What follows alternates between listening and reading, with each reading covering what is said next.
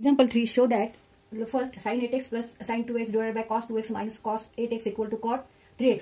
तर आपल्याला प्रूव्ह करायचं LHS side equal to RHS. LHS side solve करायची आणि it is equal to cot 3x आपल्याला इथे प्रूव्ह करायचे. LHS side equal to sin 8x plus sin 2x divided by cos 2x minus cos 8x. तिथे आपल्याला sin c plus sin d हा formula वापरायचा आहे आणि डिनॉमिनेटरला cos c minus cos d असा फॉर्म्युला वापरायचा आहे. म्हणजे फॅक्टरायझेशन फॉर्म्युले वापरायचे. sin c plus sin d equal to 2 sin c plus d upon 2 into cos c minus d upon 2. Now here c equal to 8x and d equal to 2x. 2 sin 8x plus 2x divided by 2 into cos c minus d means 8x minus 2x divided by 2 whole divided by. तर इथे cos c minus cos d चा formula वापरावा लागणार आहे. cos c minus cos d equal to 2 sin c plus d divided by 2 into sin d minus c upon 2 if d is greater than c. तर इथे c equal to 2x आहे, c equal to 2x and d equal to 8x आहे. Here d is greater than c, 8x is greater than 2x. त्यामुळे आपण हा formula वापरलेला आहे. 2 into sin 2x plus 8x divided by 2 into sin 8x minus 2x divided by 2. 8x plus 2x means 10x. 10x divided by 2 means 5x. Now 2 sin 10x divided by 2 into cos 8x minus 2x means 6x divided by 2. 2 sin 10x divided by 2 into sin 8x minus 2x 6x divided by 2.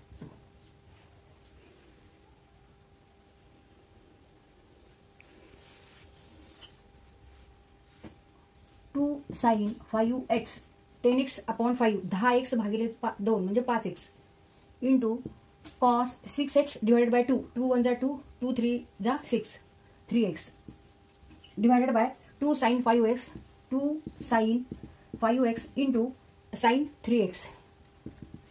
3x equal to 2 1 जा 2 2 1 जा 2 sin 5x. Therefore remaining terms are cos 3x divided by sin 3x and it is equal to cot 3x. Cos upon sin means cot and cos 3x upon sin 3x means cot 3x and it is equal to RHS side. Therefore LHS equal to RHS. तिथे इथे आपण 2 आणि हे 2 cut केले कारण इथे न्यूमरेटरला 2 आहेत आणि डिनॉमिनेटरला 2 आहे. बे एक बे एक अंशस्थानी एक छेदस्थानी आहेत. मग 2 भागिले 2 म्हणजे 1 आणि sin 5x भागिले sin 5x म्हणजे 1. मग उरलेले टर्म्स कोणते आहेत? cos 3x भागिले sin 3x. पण cos भागिले sin म्हणजे काय? cot. मग cos 3x भागिले sin 3x म्हणजे cot 3x. cot 3x equal to RHS side. therefore LHS equal to RHS इथे आपण शो केलेले. Example second sin 2 alpha plus sin 2 beta divided by sin 2 alpha minus sin 2 beta equal to tan alpha plus beta divided by tan alpha minus beta. तर इथे आपल्याला prove करायचं आहे LHS equal to RHS. Show करायचं आहे LHS equal to RHS. Solution. मग इथे आपण LHS सॉल्व करून घेऊ. LHS equal to sin 2 alpha plus sin 2 beta divided by sin 2 alpha minus sin 2 beta. आता इथे परत sin c plus sin d हा फॉर्म्युला वापरावा लागणार आहे आणि sin c minus sin d डिनॉमिनेटरसाठी. where c equal to here 2 alpha and d equal to 2 beta. तर इथे आपण आता हे फॅक्टरायझेशन फॉर्म्युले वापरू. sin c plus sin d equal to 2 sin c plus d divided by 2 into cos c minus d divided by 2 and sin c minus sin d equal to 2 cos c plus d divided by 2 into sin c minus d upon 2. तर हे sin c plus sin d हा इथे ह्याच्यासाठी formula वापरायचा आहे. sin 2 alpha plus sin 2 beta 2 sin in bracket 2 alpha plus 2 beta divided by 2 into cos c minus d means 2 alpha minus 2 beta divided by 2 equal to आता sin c minus sin d हा formula वापरायचा ह्याच्यासाठी 2 cos 2 alpha plus 2 beta divided by 2 into sin 2 alpha minus 2 beta divided bye 2. आता इथे आपण हे solve करून घेऊ. तर हे फॉर्म्युले पाठ करा, फॅक्टरायझेशन फॉर्म्युले.